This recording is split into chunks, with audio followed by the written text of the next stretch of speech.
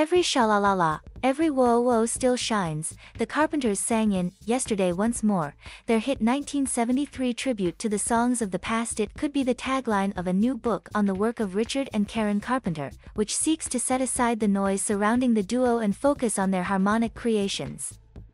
Carpenters, the musical legacy, coming 50 years after the duo's earliest hits, was co-written by Richard Carpenter, along with Associated Press journalist Mike Cidoni Lennox and Chris May. Carpenter has passed on many retrospective projects, after facing decades of questions about his sister's inner life and her death in 1983 from heart failure, a complication of anorexia, at age 32. This was a chance to do something different.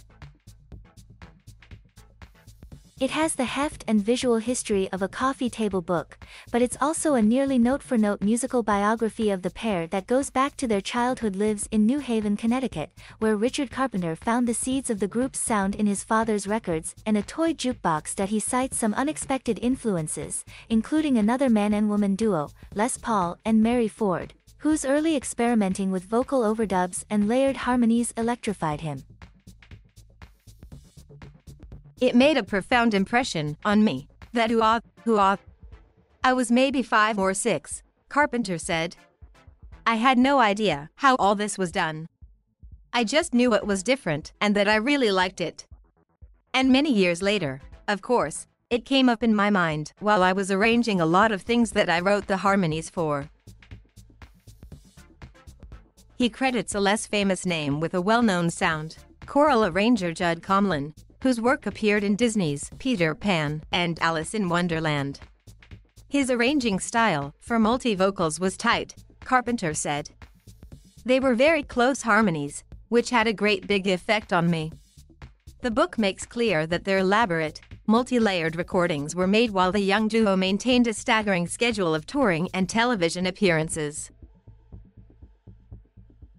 It gives an accounting of nearly every rainy day and Monday they spent in a hectic 1970. The year, Close to You, became their breakthrough hit.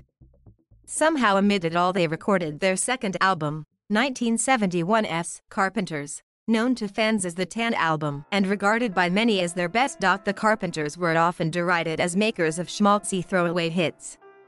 But the book argues they were great creators of fully formed albums, with an incredible run of records between 1970's Close to You and 1973's Now and Then, the concept album that solidified their global stardom. We had so many hit singles, and usually right in a row, that we tended to be dismissed again by our detractors as a singles band, Carpenter said. We sold millions of albums. Carpenter's era for finding hits, often in unlikely places, was as essential as his era for making them. He found Superstar, the Carpenters' song probably most beloved of younger generations, when he heard Bette Midler sing it on The Tonight Show. He came across We've Only Just Begun in a bank commercial before they made it a hit. When he heard them, he knew just what to do with them if the song hit me, whether it was one of mine or say one that I'd heard, like We've Only Just Begun, or Rainy Days and Mondays, or Superstar. If the song had it, my arrangement just took place immediately, Carpenter said. And he knew a song was useless if it didn't match his sister's stunning alto voice.